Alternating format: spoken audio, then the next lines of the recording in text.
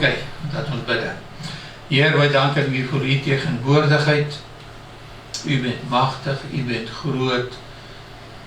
U bent so wonderbaar. Dankie vir uw liefde, Heer, vir ons, uw genade en uw trouw.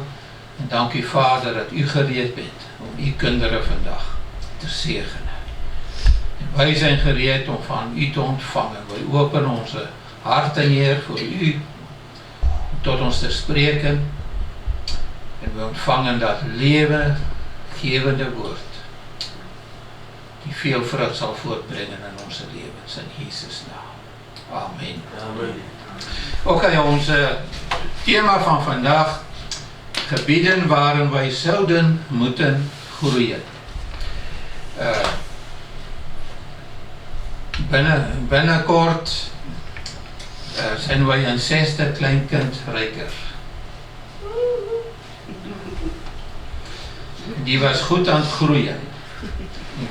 En nadat hij geboren is, gaat hij nog meer groeien.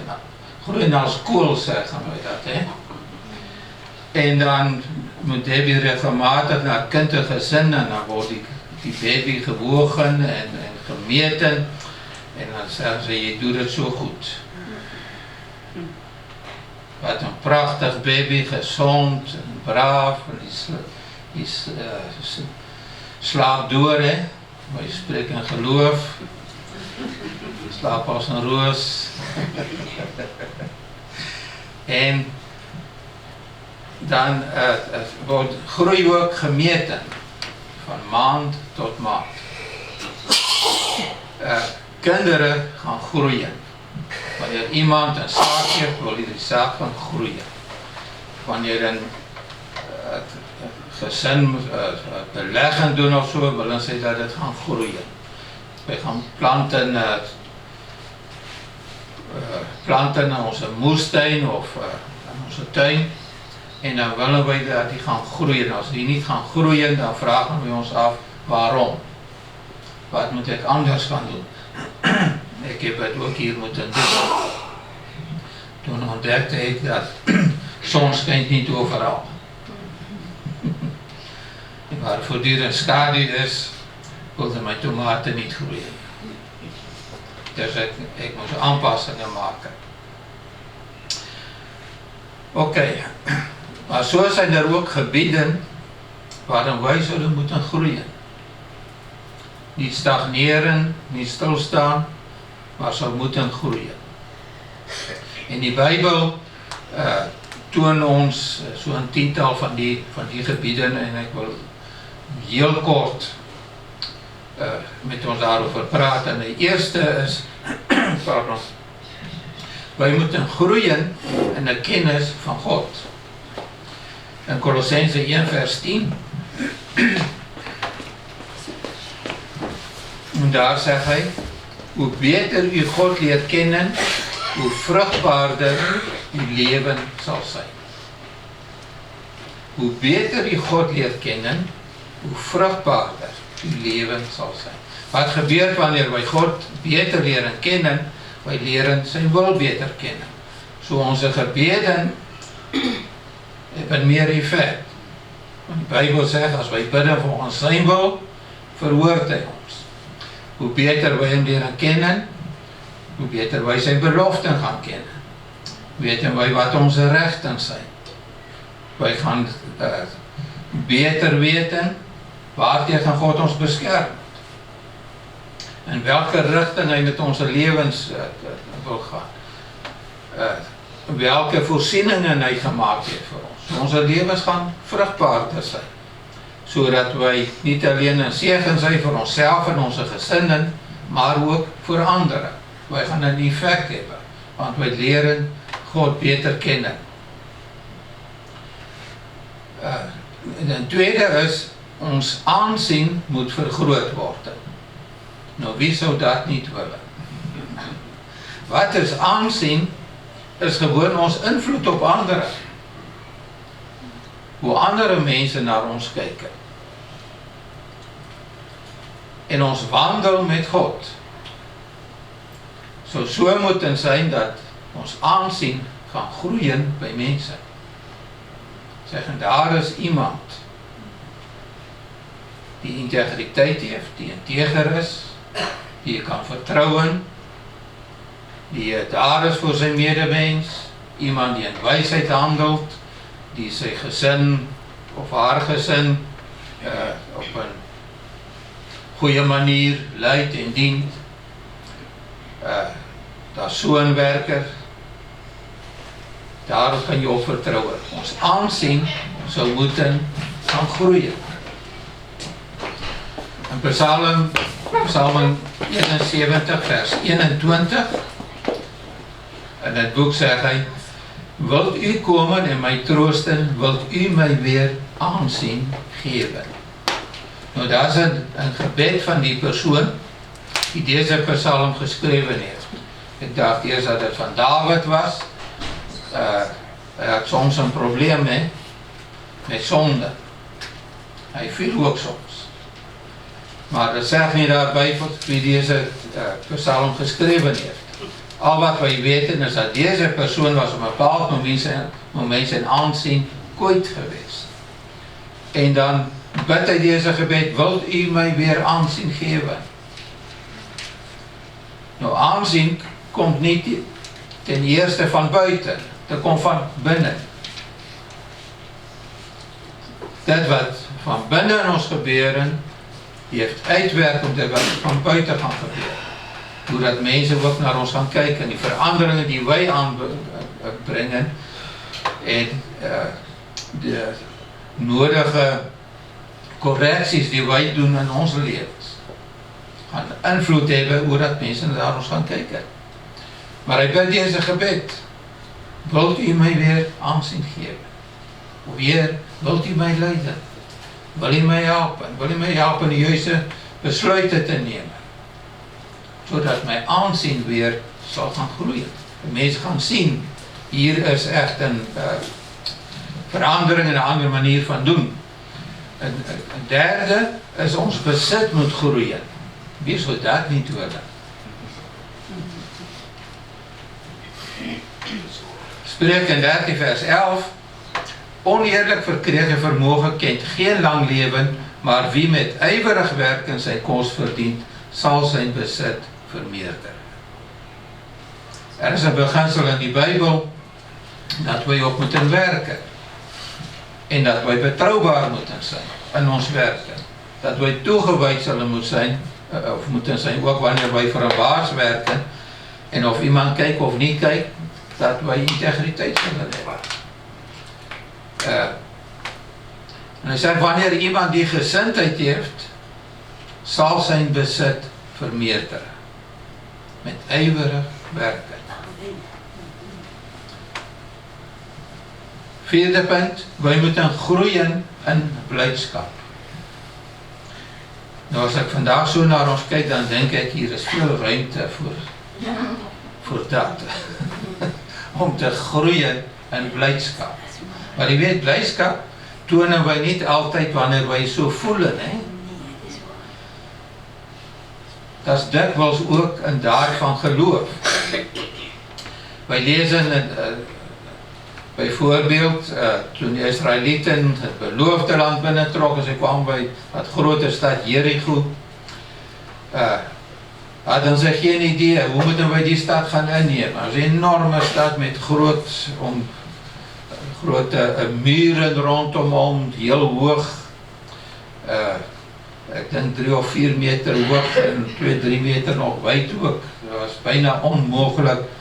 En God gaf een strategie en hij zei, je moet 1 keer in die dag rond die muur wandelen, rond die stad. Doe dat voor 7 dagen. Wat voor een strategie is dat?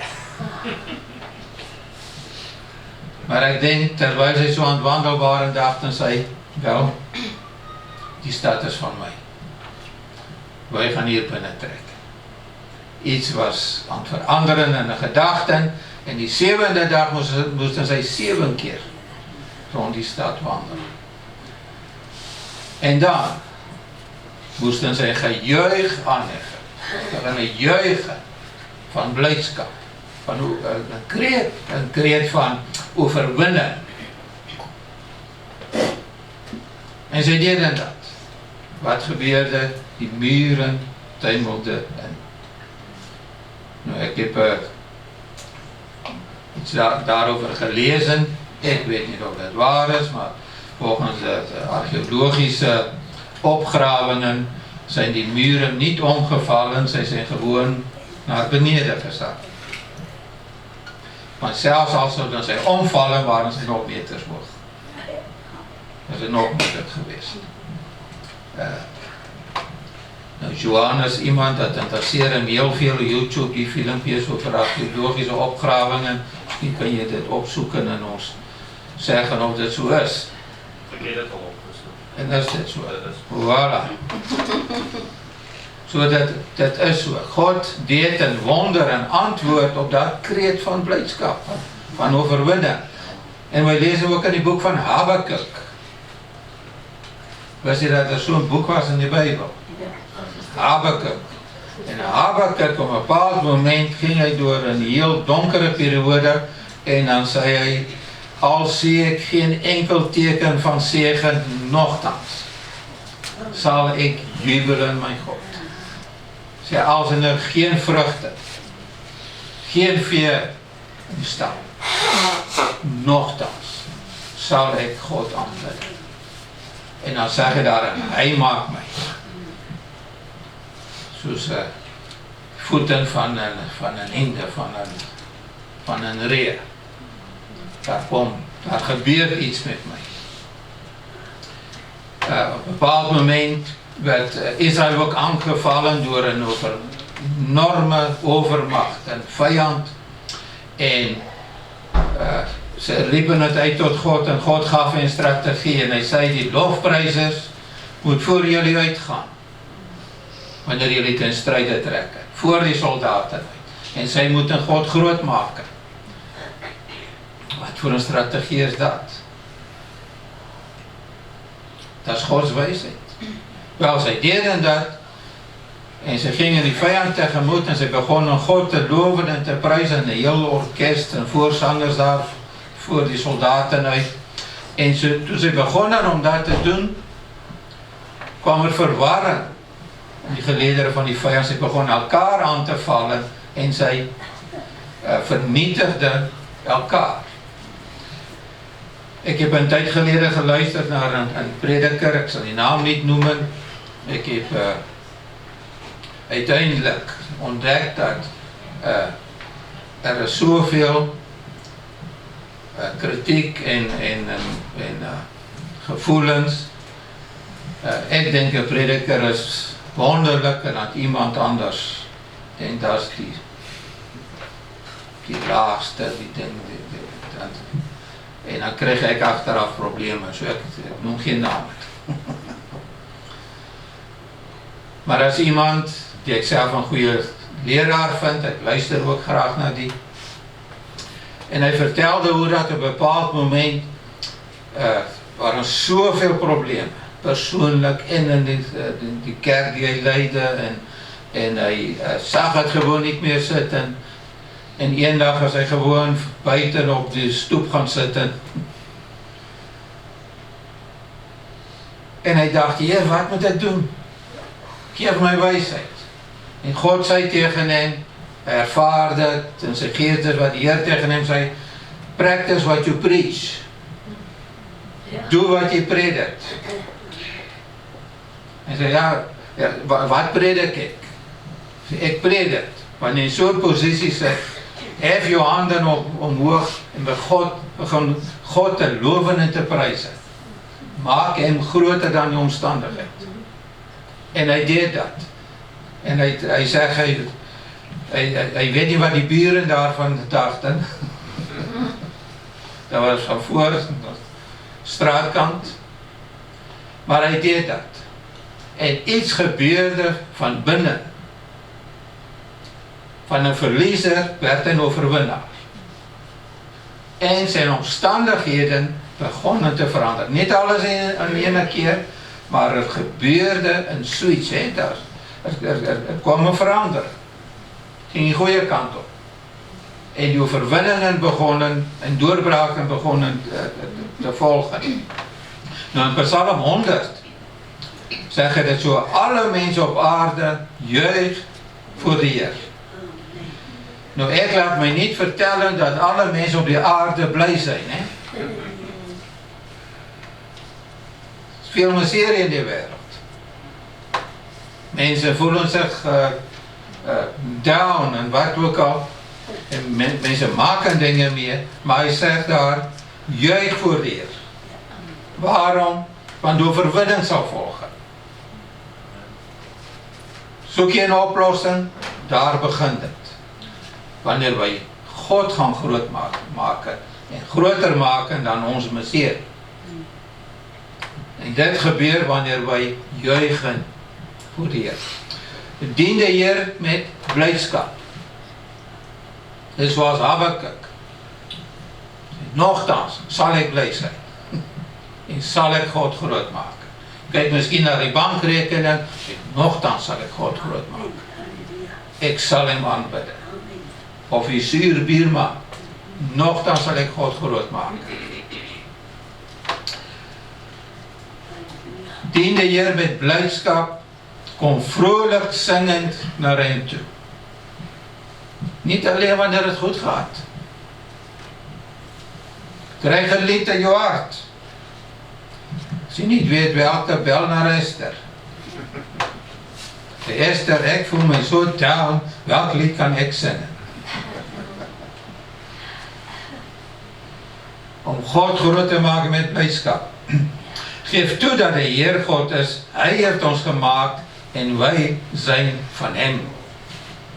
Weet u, dat brengt blydskap, wanneer wij toegeven, de Heer is God. Hij is groter. Wat Hij zegt gebeurt, wat Hij doet, zal gebeuren. Hij heeft ons gemaakt en wij zijn van Hem. In Romeinen zegt hij dit zo, als God voor ons is, wie kan tegen ons zijn? Wij zijn van Hem. Ik ben van Hem. En u? Ja, ik ben van Hem. Ik ben zijn blue-eyed boy. Ik heb het in de woorden, maar ik ben zijn blue-eyed boy. Hij ziet mij graag. Hij ziet mij zo graag dat hij een enorme prijs heeft betaald om mij los te kopen. Ik was een slaaf van zonde en hij heeft mij vrijgekocht. Hij heeft die prijs betaald en hij heeft hetzelfde met u gedaan. Hij heeft alle bewijzen geleverd dat hij u graag ziet. Wij zijn van Hem. Wij zijn zijn volk, zijn schapen en Hij is onze herder. En Hij, volgens Johannes, is de goede herder. Daar zei Jezus, ik ben de goede herder. Goede herder is daar voor zijn schapen, verzorgt zijn schapen, beschermt zijn schapen en leidt zijn schapen naar een vruchtbare weide. Naar plaatsen waar er rust is. Vers 4, ga met een danklied zijn poorten binnen, kom met een danklied naar het plein van zijn heiligdom. Dit is iets goeds om te proberen, wanneer we ervaren dat onze gebeden niet verder dan die plafond gaan. Probeer dankbaar zijn. Dank u Heer, ik voel mij rot. Alles zit tegen, maar ik dank u, u bent groter. U hoort mij, u verwoordt mij, u is voor mij, u zal mij helpen. Gaan wij zijn poorten bidden en zijn tegenwoordigheid. Prijs de Heer, dank hem, want de Heer is goed. Zijn liefde duurt voor eeuwig, zijn trouw houdt nooit op. Omstandigheden zullen veranderen, God zal nooit veranderen, hij blijft goed en zijn liefde duurt voor eeuwig. Zijn trouw houdt nooit op. Welk trouw? Zijn trouw naar ons toe. Punt 5, wij moeten groeien in geloof. Wat is geloof? Dat is gewoon een vertrouwen in die Heer en in zijn woord. 2 Thessalonicense 1 vers 3 uit het boek. Broeders en zusters, wij moeten God altijd voor u danken, omdat daar alle reden toe is. want u geloof word steeds sterker en die liefde die u voor elkaar hebt, neem dag aan dag toe. U geloof word steeds sterker. Het is goed om onsself die vraag te stellen, is my geloof gegroeid oor die afgelope jaar?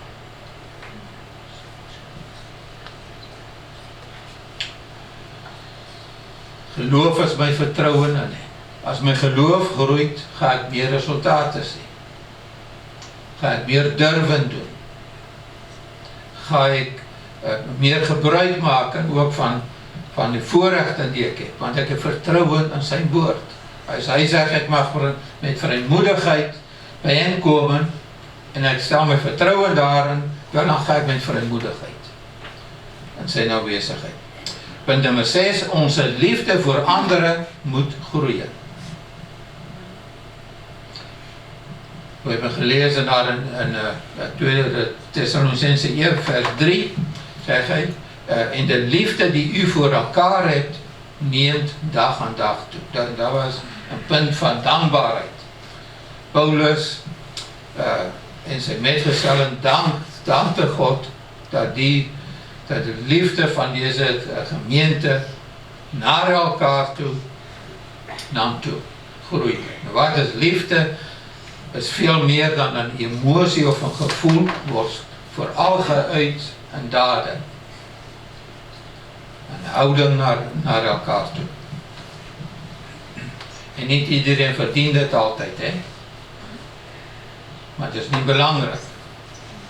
Dit is wat de Heer van ons wil. 1 Thessalonicense 3 vers 12. Het is onze grote wens dat de Heer uw liefde voor elkaar en voor anderen zal laten groeien en overvloeien, net als onze liefde voor u. Groeien en overvloeien. Wanneer het overvloeit, dan wordt het zichtbaar, hè? Koffie zit daar in die tas, maar wanneer je smort, dan wordt het zichtbaar. Kunnen we zien, hier is iets aan de hand. Dat moet overvloeien.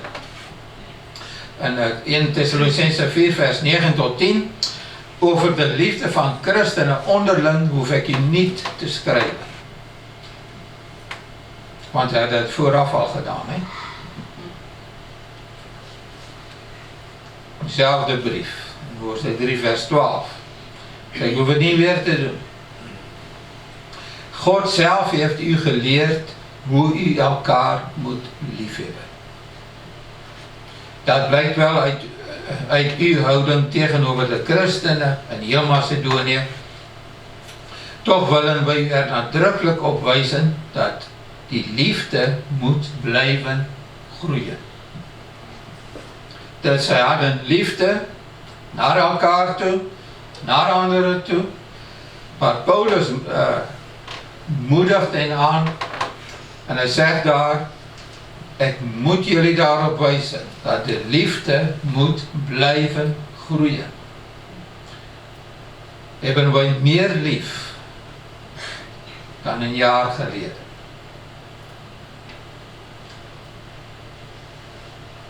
In ons gezinnen, in ons familie, in ons gemeente,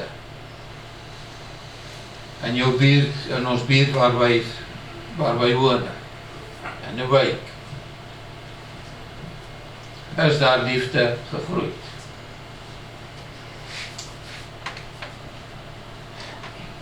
Bidden wij nog meer voor hen? Geven wij meer om hen? Zijn wij meer bewust van wat er leeft onder de mensen? Van noden die er zijn.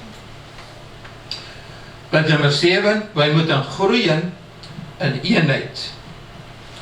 Dat is Efesiërs 2. Vers 21.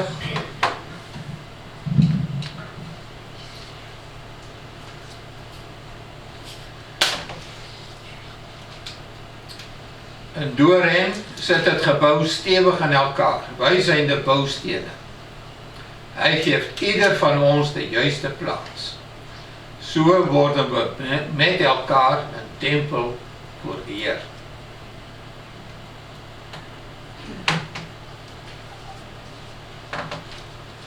wie bouwt het gebouw? God, hè? Door hem. Door hem zit het gebouw stevig in elkaar. Hij bouwt het. Hoe bouwt hij het? Met bouwstenen. Is God wijs? Ja. Is God bekwaam? Ja. Heeft God inzicht? Ja. Zijn zijn plannen volmaakt? Ja.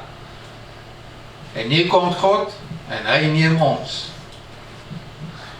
Zeg, jij bent een steen die ik in mijn gebouw gaan inmetsen. En hij zegt daar, hij geeft ieder van ons de juiste plaats in dat gebouw. Misschien voelen wij ons soms, ik ben niet op de juiste plaats in deze gebouw. Ik wil een dakpand zijn. En nu zit ik daaronder in de kelder. Nee, God heeft voor ieder van ons de juiste plaats. Ik wil niet zeggen dat wij niet mooier kunnen worden. Hè? Nieuwe gaven kunnen ontdekken. Waardoor die steen nog mooier en bruikbaarder gaan worden. Zo worden we met elkaar een tempel voor de Heer. Dus de Heer bouwt zijn tempel. En hij bouwt het met bouwstenen. Wij zijn de bouwstenen. En wij zijn op de juiste plaats in zijn tempel. Hij plaatst ons daar.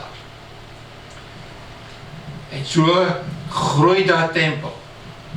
Geestelijke tempel. Op een andere plaats zegt hij, wij zijn de tempel van de Heilige Geest. Hij woont in ons. En de Gods Geest die aan het werken in ons.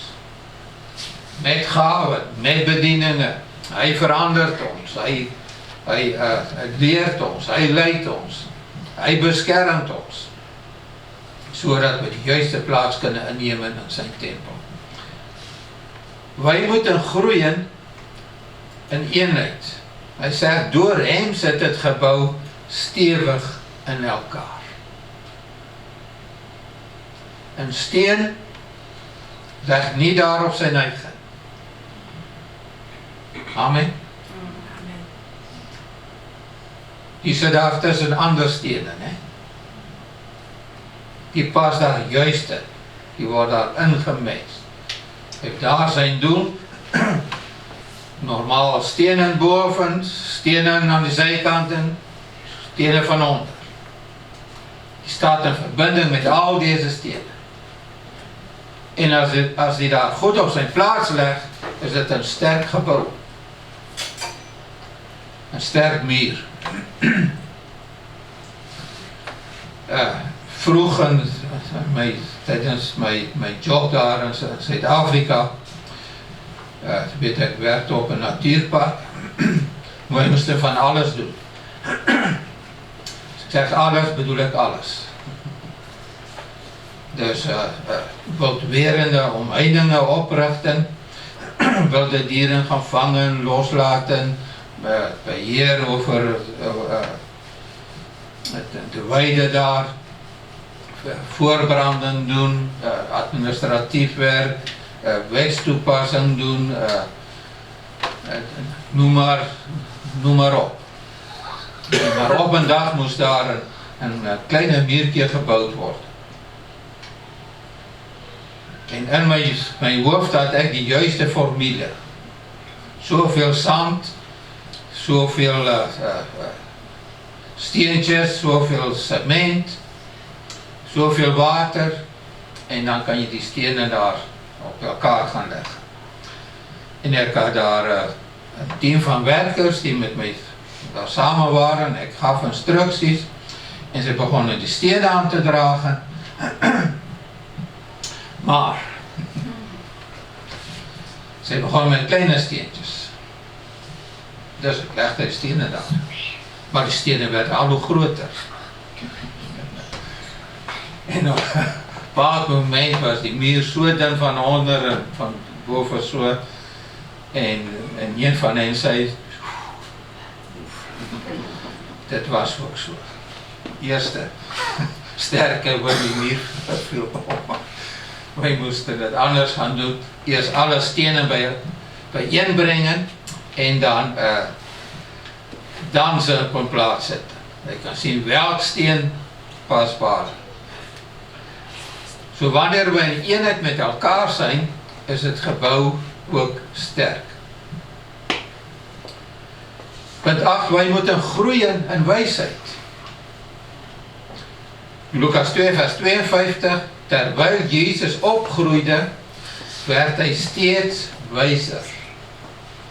Dus Jezus was wijs, maar terwijl hij opgroeide, werd hij steeds wijzer.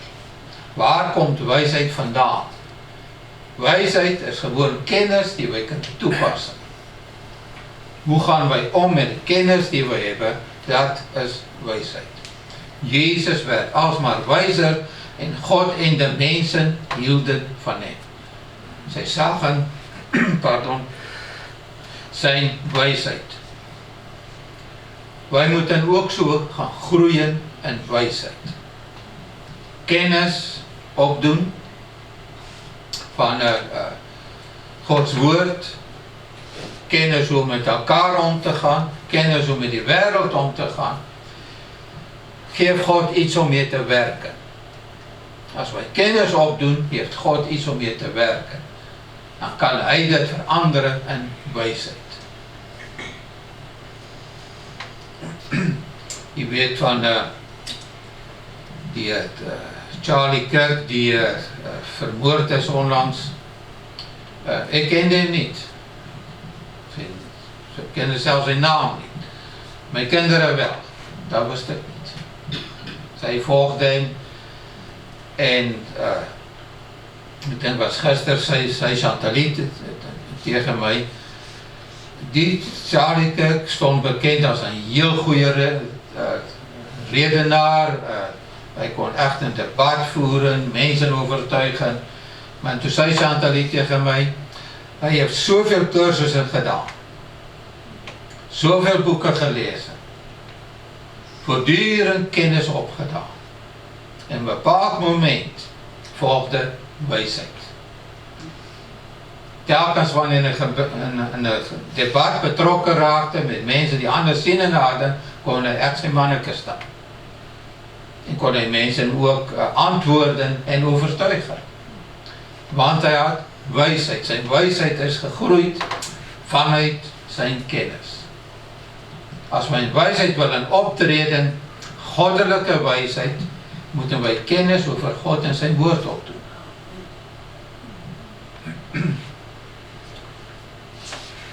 Wij moeten ook groeien in gunst. Dat is punt nummer 9.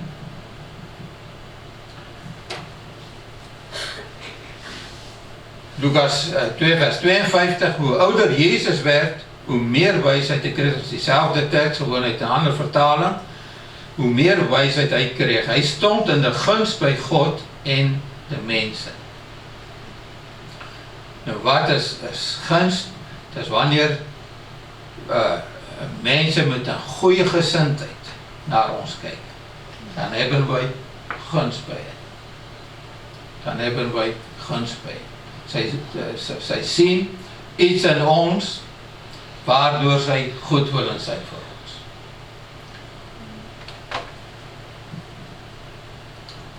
Wij moeten groeien in gunst. Dat wat mensen zien in ons beïnvloedt hun perceptie. Begrijp je dat woord perceptie? Een indruk over ons. Ik herinner mij als kind was ik dikwijls met mijn ouders onderweg in die auto. Platteland, grote boerderijen. En ik herinner mij op een keer passeerden wij die weg voerde langs een boerderij met grote landerijen, met gewassen daarop, en die waren omheind. En toen zei mijn vader, kijk naar die omheinden. Dat is een goede boer. Gewoon na die omheininge kyk, hoe dat die opgerig zijn, hoe dat die onderhoude zijn, sê dat is 'n goeie boer. Die boer genoot guns. Mense sag aan iets, sê dat is 'n goeie. Dat is 'n goeie. Dat ons ook so in guns gaan groei. Mense dinge gaan sien waardoor sy gaan zeggen, dit bring 'n goed gevoel, wanneer kyk hoe dat die besig is. Punt 10 as ons laatste punt, wij moeten ook groeien in genade. Genade van die Heer, ons vertrouwen in Gods genade moet gaan groeien. So dikwels gaan wij onsself te minachten. God zal naar iedereen luisteren behalve naar mij. Hij zal iedereen antwoorden behalve mij. Dat is een totaal gebrek aan vertrouwen in Gods genade. Genade is onverdiende gunst. We kunnen dat niet verdienen. Maar we moeten vertrouwen in Gods genade. Het is zo oprecht wanneer wij kunnen zeggen, Heer, ik heb uw genade nodig. Ik stel mijn vertrouwen vandaag in uw genade. Ik verdien het niet. Ik kan niets doen om dat te verdienen. Maar uw genade is vrijelijk beschikbaar voor mij. Zo ik kom nu. En ik stel mijn vertrouwen in uw genade. Ik ontvang dit in geloof. Welke bevrijding brengt dit niet? In 2 Petrus 3 vers 18 zegt hij, maar groei in de genade. En kennis van onze Heer en zaligmaker Jezus Christus. Als we Jezus beter gaan leren kennen, gaan wij meer te weten komen over zijn genade. Genade die hij voor ons heeft. Dat klinkt goed, hè? Maar wat van de genade die we naar anderen toe hebben? Dat moet ook gaan groeien, hè? Dat moet ook gaan groeien. En niet naar anderen toe, naar elkaar toe ook. Ik heb ook soms een beetje genade nodig. Als die preek niet zo goed was, heb ik uw genade nodig. Zeg, dat was niet zo goed, maar volgende keer ga ik toch weer luisteren. De koffie is toch nog goed. Wij hebben genade nodig. Soms gaan wij een lijn gaan trekken en zeggen, nee, we hoeven me niet meer. Weet je, genade is onverdiend.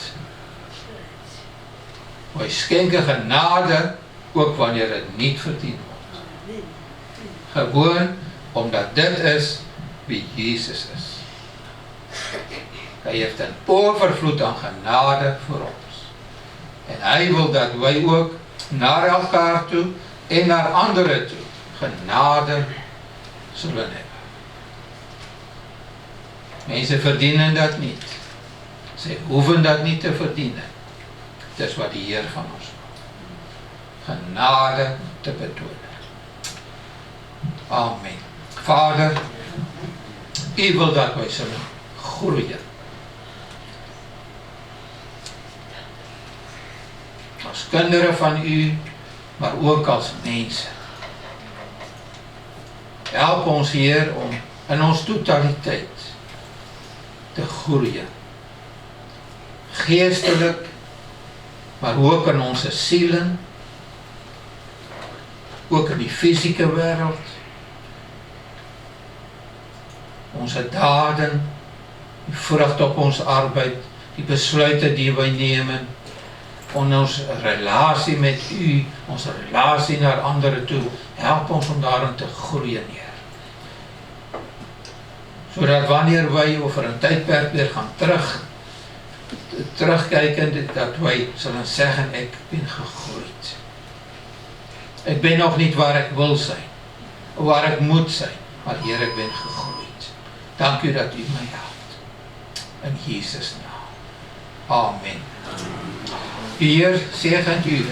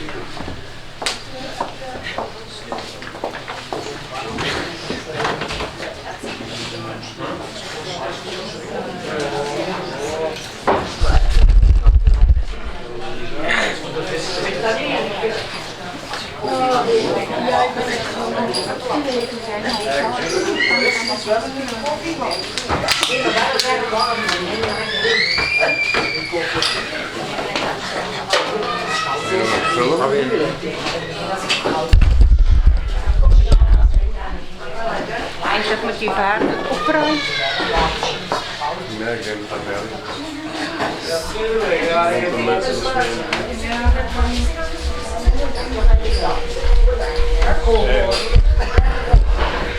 Paul, waarom? Omdat Jericho dan, dat heeft zelfs kraan opgeslagen, dan krijgen we nog niet meer. Nee, hè? Dus ze bewijzen En die mensen doen maar half weg. Ja, dan moet het opruimen.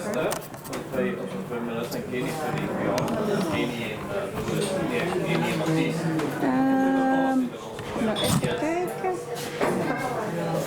Ah ja. Ja, je moet opruimen. Hè. Dat is een beetje gevaarlijk voor die mensen om hier. Ja, want dat is het beste. Dat je, want die luchtje brandt toch? Ik weet niet wat moet het daar.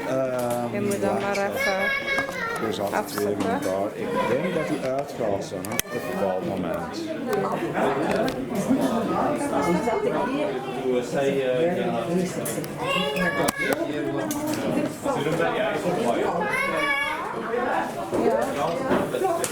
Ik dacht dat Bart zei dat we uit zichzelf zo uitgaan. Als je hem dicht klopt. Hè. Maar ik zou hem zelfs nog eens even bekijken. Dat ik weet niet, want ik heb nog niet goede dag. Je hebt het goed gedaan. Net even hier zitten. Nou, moet je even.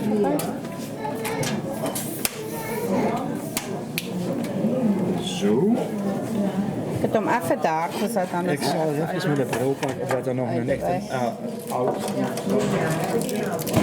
Hallo, ik heb een koekje. Oeh. Ja, een koekje gekregen bij mama. Kijk hier. Dit was de volgende. Oeps, oeps. Klein mam.